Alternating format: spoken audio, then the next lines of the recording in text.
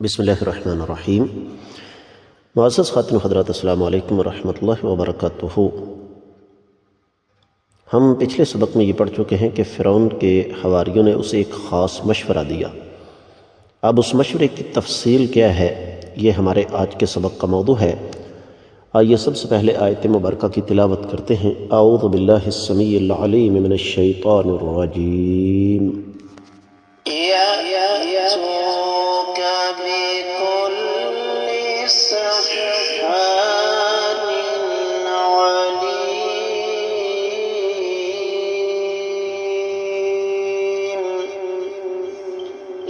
يأتوك بكل سحار عليم۔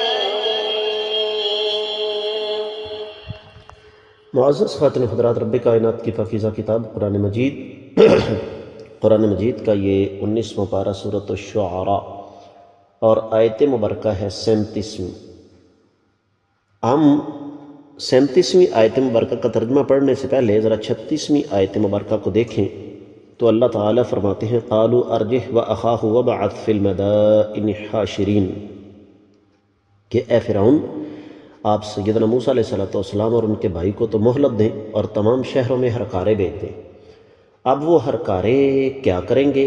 یأتو کا، وہ لے کر آئیں گے، بکل، ہر، سحارن، جادوگر کو، علیم، جو کہ ماہر ہے۔ بامحاورہ ترجمہ کہ وہ آپ کے ہرکارے آپ کے پاس ہر ماہر جادوگر کو لے کر آئیں گے۔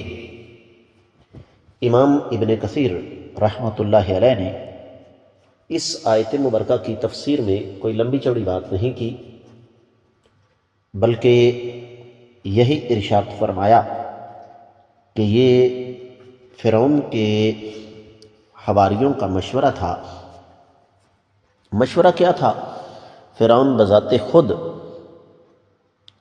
یوں سمجھ لیجئے کہ ایک غاصب تھا، تو ایسے لوگوں کے حواری عام طور پر اس کی ہاں میں ہاں ہی ملاتے ہیں۔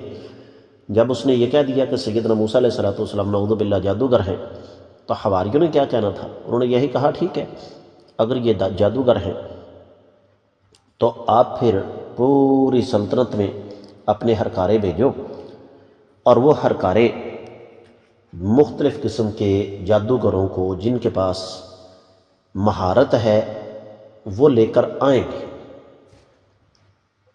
اور فرعون نے اب اس پر عمل کیا یا نہیں وہ ایک بعد کا مسئلہ ہے، لیکن جو اس کے حواری تھے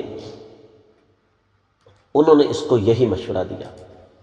یہی وجہ ہے کہ امام شوکانی رحمۃ اللہ علیہ نے فتح القدیر میں اور امام ابن جریر رحمہ اللہ نے اپنی تفسیر میں یہ لکھا ہے کہ یہ ماہر قسم کے جادوگر آئیں گے، اور آ کر پھر سیدنا موسیٰ علیہ السلام نے جو کچھ ہمارے سامنے پیش کیا ہے وہ تو خیر اللہ تعالیٰ کی طرف سے معجزات تھے، تو ان کے زوم کے مطابق پھر موسیٰ علیہ السلام کے ان معجزات کا جو کہ خرق عادت ہیں جادوگر توڑ کر دیں گے۔ اب وہ توڑ ہوا کہ نہیں وہ تو خیر بات کی بات ہے، لیکن سر دست اس کو یہی مشورہ دیا گیا۔ تو یہی وجہ ہے کہ اہل علم نے یہ لکھا کہ اس کے فرعون کا اصل ذہن تو کچھ اور تھا، اور وہ ذہن یہ تھا کہ سیدنا موسیٰ علیہ السلام اور ان کے بھائی سیدنا ہارون علیہ السلام کو قتل کر دیا جائے، لیکن ظاہر بات ہے اس نے اپنے حواریوں کو ساتھ لے کر چلنا تھا، تو انہوں نے یہی مشورہ دیا کہ مصر اتنی بڑی سلطنت ہے اور اس میں ایک سے بڑھ کر ایک جادوگر ہے، اپنے فن کا ماہر ہے، اور جادو کا توڑ پھر جادو سے ہی ہوگا، اور فرعون کے زوم کے مطابق نعوذ باللہ چونکہ موسیٰ علیہ السلام جادوگر تھے تو ان کے ساتھ مناظرہ کرنے کے لیے بھی جادوگر کو ہی آنا چاہیے تھا، بلکہ جادوگروں کو ہی آنا چاہیے تھا۔ یہاں پر جس طرح میں نے کل کے سبق میں گزارش کی تھی کہ قرآن کہتا ہے وَمَكَرُوا وَمَكَرَ اللَّهُ وَاللَّهُ خَيْرُ الْمَاكِرِينَ، کچھ تدبیریں چالیں یہ چلتے ہیں اور کچھ تدبیریں اللہ تعالیٰ کرتے ہیں، اور اللہ تعالیٰ بہتر تدبیریں کرنے والے ہیں۔ تو اصل بات یہ ہے کہ اس میں بھی رب کائنات کی ایک قدرت کا کرشمہ ہمارے سامنے آنے والا ہے۔ فرعون بذات خود اپنے جال میں پھنسنے جا رہا تھا، اور یہ بڑا اہم نقطہ ہے جس پر ہم سب کو غور کرنا چاہیے، کیونکہ ہم لوگ بہت جلد مایوس ہو جاتے ہیں، خاص طور پر جس طرح کی صورتحال سے سیدنا موسیٰ علیہ السلام دو چار تھے، اس سے کئی گنا کم ہلکی صورتحال کا ہمیں سامنا کرنا پڑے تو تب بھی ہم مایوس ہو جاتے ہیں، ہتھیار پھینک دیتے ہیں، اور اس بات کو بھول جاتے ہیں کہ فیصلے زمین پر نہیں ہوا کرتے، فیصلے تو آسمان پر ہوتے ہیں، اور یہ اللہ تعالیٰ کا فیصلہ تھا جس کے مثبت نتائج سامنے آنے والے تھے۔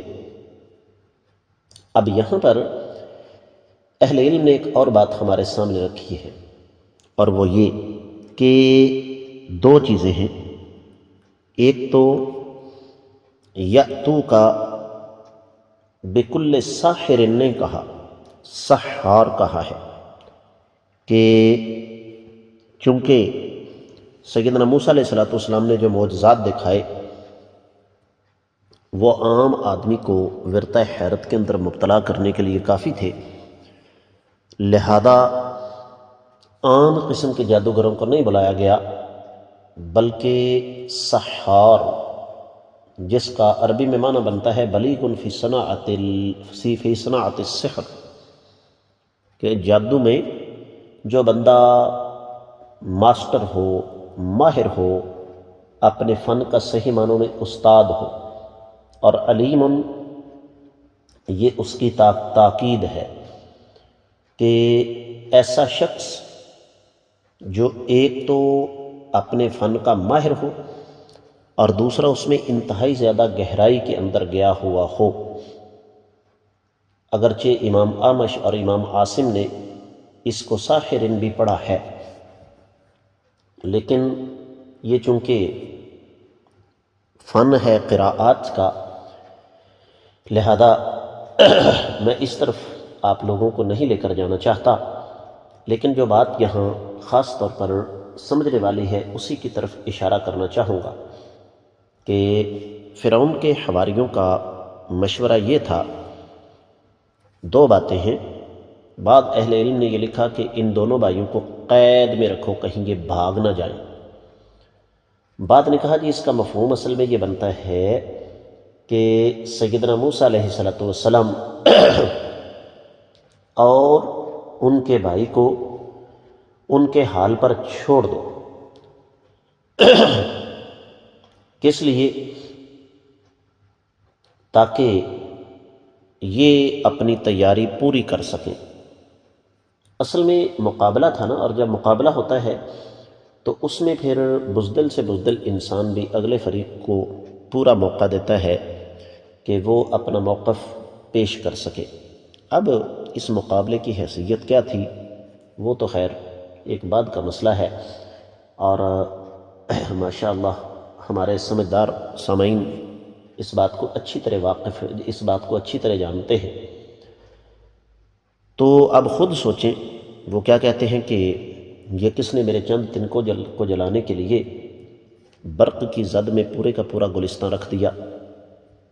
ایک اکیلے سیدنا موسیٰ علیہ السلام کا مقابلہ کرنے کے لیے فرعون اور اس کے حواریوں نے پورے ملک سے جادوگروں کو اکٹھا کیا تاکہ ان کے کرتب فرعون کو سچا ثابت کرے۔ تو یہ دراصل اللہ تعالیٰ کی مشیت اور اللہ تعالیٰ کی قدرت کا ایک سسٹم تھا، ایک نظام تھا، جس کے تحت رب کائنات نے حق کو غالب کرنا تھا۔ اس داستان کے ساتھ ہمارا سفر مزید ابھی جاری ہے، لیکن آج کا سبق میں یہیں پہ روک رہا ہوں۔ اجازت چاہوں گا۔ السلام علیکم ورحمۃ اللہ وبرکاتہ۔